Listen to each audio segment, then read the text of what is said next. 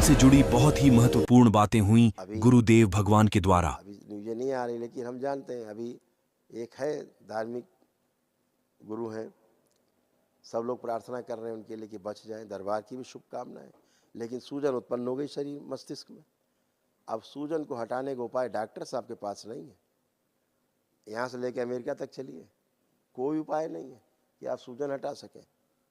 ये सूजन हटाने का उपाय केवल आपके इस दरबार के पास है। ये शक्ति केवल दरबार को प्राप्त है, जो आपकी इतनी सूजन हटा के बैठा है। इसीलिए आप टनाटन बैठे हैं, कोई कष्ट नहीं। जो स्थूल रूप से सूजन है, केवल लेपन हो गया, वो भी सूजन गई, तो कुछ बचता ही नहीं, नकारात्मकता ही नहीं बचती। अब आप सोचो, जो सुबह शाम साधना में व्यस्त हो, सुबह शाम साधना करता हो, कराता हो, उसमें सूजन कहाँ से आ गई? और सूजन बनती नकारात्मकता से। नकारात्मकता से तनाव होता है, तनाव से फिर स्ट्रोक लगता है। तो शुरुआत नकारात्मकता से होती। दिन भर हम आपको सकारात्मकता का पाठ पढ़ाएं और फिर खुद ही नकारात्मक हो जाए, तो ऐसा होता नहीं। तो ये सब चीज़ें इसलिए हैं कि मस्तिष्क की सूजन है, और मस्तिष्क की सूजन को हटाने की हैसियत नहीं है। ऐसे एक हास्य कलाकार थे, जब वो अस्पताल में भर्ती थे, 35-40 दिन भर्ती रहे, तब भी दरबार ने कहा था, कुछ लोगों ने बड़ा बखेड़ा खड़ा किया। हमने कहा कोई भी अस्पताल दुनिया का इस बच्चे की सूजन नहीं समाप्त कर सकता। अस्पताल का नाम लेके मैंने कहा ये कुछ नहीं कर सकते, चाहे जितना बड़ा अस्पताल हो। आप स्वेलिंग नहीं हटा सकते उसकी ब्रेन की। दरबार का काम ऐसे है, चुटकी में स्वेलिंग हटाना, ऐसे हटाता है दरबार है। श्रद्धा, आस्था, विश्वास होनी चाहिए सामने वाले में, केवल प्रार्थना संकल्प की शक्ति से सब हट जाता है। और वो सज्जन बखेड़ा खड़ा किया, तो ऐसा बोल दिया गुरुजी ने, वैसा बोल दिया। अरे भाई, है जो सत्य हम देख रहे हैं बोल रहे हैं। तुम्हारा जो डॉक्टर बोल रहा है वो अपनी विद्या से बोल रहा है, उसको कैसे मान ले रहे हो डॉक्टर को? अभी जो धार्मिक गुरु भर्ती हैं, उनका खोपड़ी चीर दी, क्या निकला? सूजन। तो अब मैं बताता हूँ ना, खोपड़ी फाड़ेंगे वो। आप डॉक्टर के पास पहुँचे, सूजन है तो खोपड़ी फाड़ेंगे। अब बगैर फाड़े दरबार ऐसे ही सूजन हटा दे रहा है, इससे सुंदर क्या है? मतलब दरबार लाखों लोगों की सूजन हटा चुका, ठीक है ना? तो ये सब चीजें समझने की आवश्यकता है इस पूरे विश्व को, कि मस्तिष्क में जो सूजन है वो कैसे हटेगी।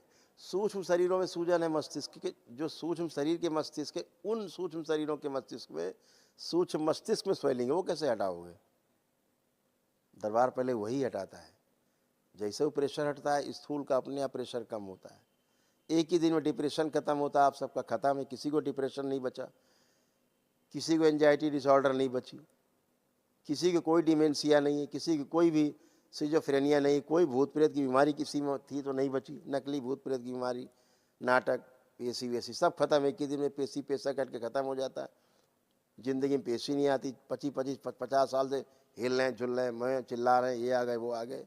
सब स्मृतियाँ जहाँ नष्ट होती हैं, सब बह जाता, कोई पेशी पेशा बचता नहीं।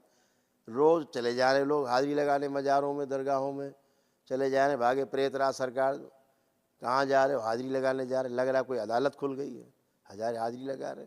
अरे भाई, स्मृति नष्ट हो, गंदगी गई, सब बच्चे परेशान रहते हैं। तो ये सब स्मृतियाँ हैं, स्मृतियाँ नष्ट होती हैं गंदी, तो आप अच्छे होते ही हो। तो स्वेलिंग हटाने के लिए लेपन जरूर है।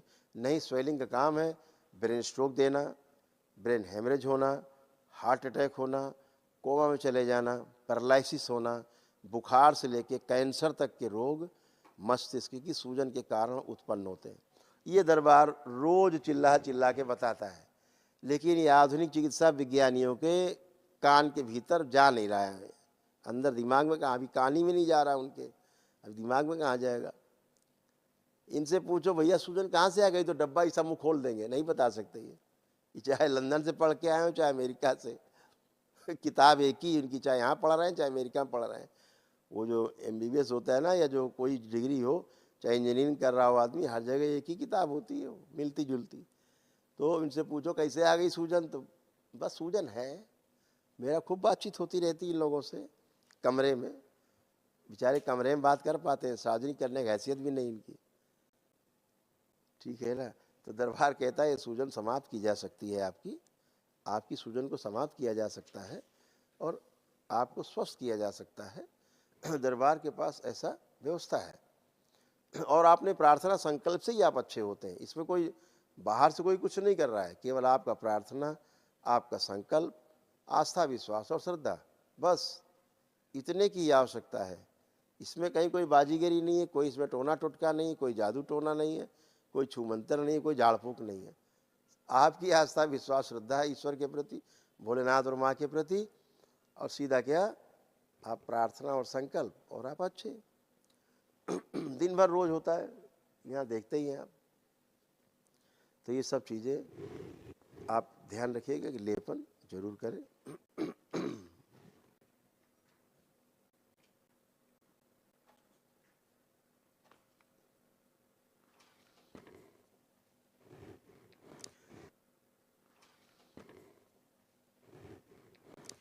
तो इस बात को ध्यान रखना कि छोटे छोटे नियम पालन करना, और क्या है, हाथ जोड़े प्रार्थना कर ली, हो गई पूजा।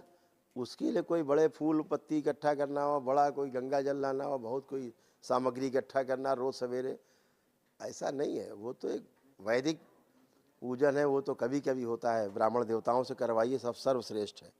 घर में ब्राह्मण देवताओं को बुलवाइए, खूब पूजन करवाइए। आपको करना है तो मानसिक पूजा करिए, अपने घर में, अपने मंदिर में मानसिक पूजा करिए। अपने घर में जो बनता वही भोग लगा दिया, हो गया।